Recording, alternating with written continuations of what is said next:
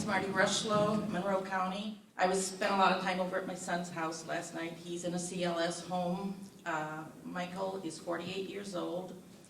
He's DD, and he's smart. He understands fully what's going on around him, but unfortunately, he doesn't have the ability to speak. He uses, at this point in time, it's somewhat of a bliss board. You would say first row, second row, third row, and then you'd go through, but he's pretty quick. He's a better speller than his father is. You go through and it's like A, B, and if you can get a basis of a word, then you can kind of build what he's trying to tell you. And what just is so upsetting to me to see a guy that I feel, I mean, he's my son, but he has gotten worse over the years because I think it's because of inadequate, not correct care. He just hasn't gotten correct care. We've had to advocate and go in there. We've had people thrown out of the home that he's been there, and the provider finally just said, we can't provide services for you. And I said, well, how do you run your other homes? And she says, well, they're more tolerable than you are. And I said, oh, more tolerable? I said, you know, not getting a bath for 3 days, not being shaved, laying in feces all night long, and then looking at the documentation that this one worker put down, that she marked down that she had rotated him. I can't remember, I think it was every hour that they're supposed to rotate him. I said, you know, because I'm his guardian, I had to go for the guardianship because of the fact that they can't say, oh, well, he's his own guardian, stay out of it, you know. So I thought, okay, we'll play your little game. I looked at the documentation, and I said, if she would have rotated him, surely she would have smelled him. Mike has he's seeing Dr. Rodriguez up here in Ann Arbor, wound control. And it's the sore that was on his butt it's in a situation where if he sits, it's hard. They finally put a wound vac on it, and it's substantially much smaller. The nurse that we have, Great Lakes Caring, that comes in 3 days a week to check on him, is substantially smaller. But the reason Mike's in a lot of the situations like he is because you have poor, not good workers. And I get tired of hearing so many times, well, we don't get paid enough. Then go to damn McDonald's. You know, I'm sorry about the swearing, but I'm just fed up. And what makes me so angry that people get paid more money putting a pickle on a hamburger. My grandson goes to college. He works part-time at Cracker Barrel. He loads frickin' dishes and does busing and stuff, and he makes more than the care workers at the places that are taking care. I agree, they should make more money, but we also should be able to have people that are in there that are wanting to do things with our people, wanting to, like, for instance, even like when we had a meeting out of Monroe County Mental Health, we've had, I mean, they very well know the name Rushlow. I mean, you know, it's like, it feels like you got a beam on your head. Like a bullseye, they'd like to pop you one. But I'm sorry, I'm going to keep it up until, I've been doing this, I can remember, I don't know if any of you know the Sharon Miller days back at Mental Health. Well, that's how far I go back. And I used to go to the legislature. Hell, I worked for the state for 30 years. And I filed a class action suit against them. And we got 16 beds for Monroe County, me and another gal. Nobody else would do it. And I said, why, you know, you need to do this. 16 beds, we had to fight to get beds, though, for Monroe County. But now we got the beds, and now the type of care, I mean, I was over there, I have to oversee and say, okay, this has to be done. And I try to be nice, but you know, the problem is, I only got 1 minute, okay. I only have, it's just terrible that you have to fight for their care and have to make sure that they're comfortable. And a lot of times Michael is just, he won't say anything because I think he's fearful of what retaliation there will be on him. And I'd love to bring him back home, but I'm going to be 70 years old in December, and the only thing I can do right now is just go over to the home and oversee, but that just takes up a lot of time, but that's okay, I guess. That's what my life is, and when you love somebody, that's what you do. You give them everything you can. So, And I am so glad, and I know this you'll probably irritate a few people, but I sure as hell didn't vote for Snyder, so, you know. I knew that was a bad mistake back when he ran, so that's where I stand. Good morning. Good morning. Hi, my name is Emma Dale Hench. I live in a condo in Livonia with my cat Galaxy. I have muscular dystrophy. I have staff who come in each day to help me with things I cannot do by myself. The company that helps me is Enhance Incorporated. I also get help from Community Living Services. It is very important to me that I make my own decisions. After all, it is my life. I feel very strongly that my support should be managed by people and organizations who know about disabilities, not insurance companies. No one should make a profit off disabilities.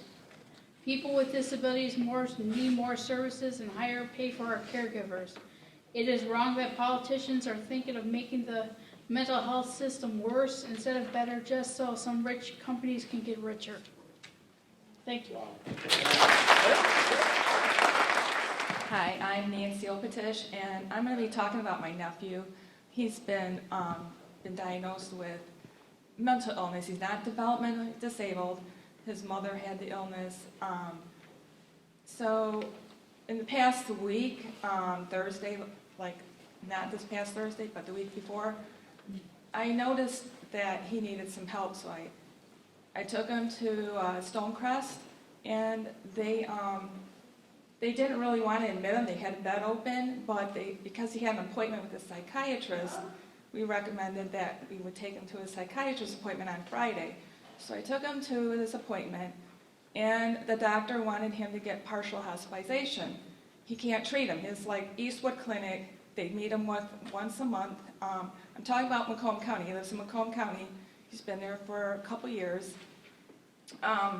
So the doctor prescribed him this partial hospitalization, wanted to get him enrolled in community mental health.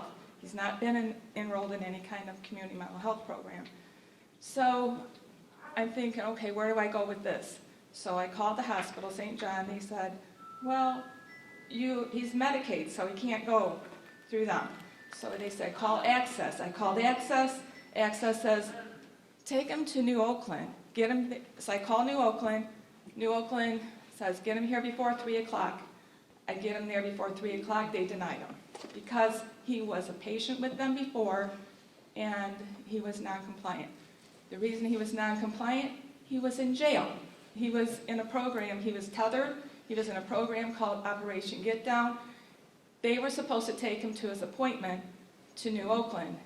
Because he was not taken to his appointment, he was now being denied service. This was Friday last week. So then I called Access again. This was a referral source from Macomb County. Access says, take him to an emergency room. I took him to the emergency room. They admitted him. They restrained him that night. He's going to be discharged today.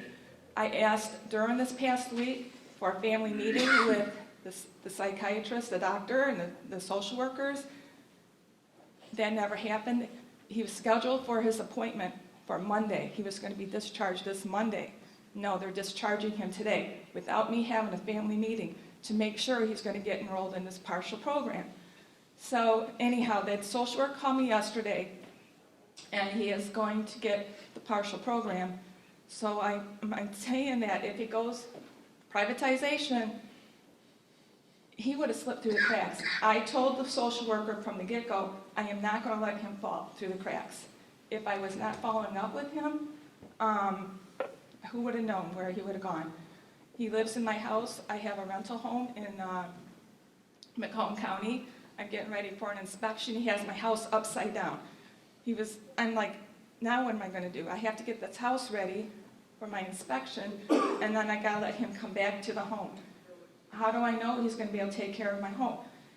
I'm looking for trying to get him a caregiver, and the last time I tried caregiver, they won't pay. DHS will not pay for him to just give meds. He needs to have somebody to cook for him, do his laundry. the other part of this whole equation with privatization, I have a friend that works in Wayne County Jail. He's a social worker. Those psychiatrists in Wayne County Jail will prescribe those mentally ill people with meds to maintain them, stabilize them, but when they get out, they can't get that medicine because they're on Medicaid. So they're going to fail again, go right back into the jail system. So hopefully I will, this privatization, let me look at my notes real quick because I got 1 minute. Also, he was incarcerated. He went from prison to Kalamazoo Psychiatric Hospital. From that, he went to a group home. He was in 2 group homes, and both homes were bed bug infested. Those are Wayne County homes. And I called the social worker that placed him, and I said, do you know the bed bugs? He was welted all over from these bugs biting him.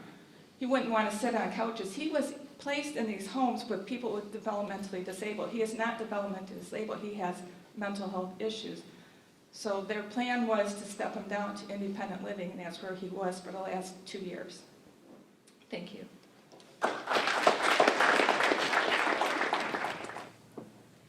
Good morning. Good morning. My name is Amy Benchich. I'm 33, and I've had a mental illness since I was 16 years old. I'm schizoaffective. I work for a nonprofit under the Detroit Wayne Mental Health Authority. Better funding and fundamental changes can make the system work to better help the 1 in 5 people diagnosed with a mental illness. Inpatient hospitals are one place to start. I lived in Northville's Hawthorne at 16, a long-term facility for 9 months when it existed. I have part of my high school transcripts from the facility. That is one issue, the amount of inpatient facilities we have closed down, both adolescent and adult, and both short-term and long-term. How are we supposed to help people with severe mental health issues if they have nowhere to go? Secondly, inpatient hospitals need to be standardized. By this, I mean their programming. But in reality, patients know which hospitals are good and which are bad. That's because not all of the hospitals have the same programming while you are inpatient. The one I prefer has group therapy, art therapy, pet therapy, Tai Chi, a workout room, and other support groups. While the hospitals I deem bad have group therapy, and if I'm lucky, one other group. That means I'm left with nothing to do the rest of the day. How is that helping me? How is that healing my mental illness or teaching me coping skills? This is why we need inpatient hospitals, as well as partial hospital programs, to be standardized and receive the same amount of funding for their programming. In my organization, if we determine a person does not meet criteria to be admitted to an inpatient facility and needs a lower level of care, but isn't quite safe enough to go home, we want to send them to what is called crisis residential. Crisis residential is a facility where people stay for a few days that is secure, like an inpatient facility. For Wayne County, we have a total of 8 beds for all of Wayne County for both men and women. These beds are constantly full. When they are full, we have no choice but to make them inpatient. This is a waste of money. We need more beds, which means we need more facilities where people can have a safe place to stay for around 3 days to be observed before we send them back home. For mental illness, people receive cookie-cutter treatment and services. Others forget we are a diverse population.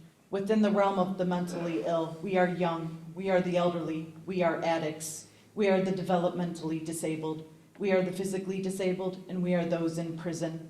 Yet facilities for the mentally ill are all the same. So when I have a patient who needs services for either substance abuse or transitional or residential housing, I'm expected to place a 35-year-old addict in the same place as a 35-year-old developmentally disabled person, or a 65-year-old homeless person with an 18-year-old who is bipolar. We need individualized resources for our specialized populations. Also, why are the vast majority of these resources in Detroit? Why aren't there more SUD facilities, substance abuse facilities, and housing throughout the rest of Wayne County? This past Saturday, I spoke with the Detroit Chief of Police, and he informed me that 70% of the inmates have a mental illness. We know the penal system is a revolving door. Could that be in part due to the untreated mental illness? If there was funding to treat mental illness in the prison system, could it be that we may not have as many repeat offenders? My job title is a state certified peer support specialist. This means that I have a mental illness, but I am stable and I use my story to inspire and educate others to let them know that mental illness doesn't have to define them. One of the peers that taught me during my state certification was not only a peer herself, but had also been in the prison system. She taught peer training courses at a prison to ensure that prisoners could become peers and help their fellow inmates in their recovery and know that there was more to life than just their mental illness. Why can't this become more common throughout our prison system as part of a standard prison funding? I just spoke about making peers a commonplace thing within the prison system. I believe peers should become more commonplace throughout the entire mental health system. They should be at every inpatient hospital, and every partial hospital program, every outpatient provider, and at every clubhouse. Having a mental illness can be one of the most solitary conditions one can ever experience. One will go through the stages of grief, and finally learning to accept your mental illness and not let it define you is the hardest thing that any person with mental illness can do. But having a peer by your side to share their experiences, which usually coincide with yours, and letting you know that there is hope out there and that there's a light at the end of the tunnel, can be one of the most uplifting experiences possible. I do this on a daily basis. To see the smiles and laughter and tears and hear the thank yous lets me know that my job has meaning, and lets me know that my job works. It also lets me know that my job is needed in the mental health system and should become more part of a protocol throughout the mental health system. If I would have known that peers existed back when I was first struggling, I think it would have made a world of a difference. If we have a system that is properly funded and well connected from within, positive changes can happen to people with mental illness. I used inpatient hospitals with great programming when needed. I even used long-term. I used psychiatrists and therapists and support groups who made sure I knew how to advocate for myself. With these resources, my dreams, and sheer willpower, I managed to make it. I am proof the recovery model works using the Medicaid system. I will, in January of 2017, become the 0.25% of people that ever get off disability. This proves that with the right resources, funding, and willpower, that the system can make someone independent and healthy. We can achieve this if we can put proper funding into the system and believe that others can become better. The first challenge is getting people to believe that those with a mental illness, that some with a mental illness can recover.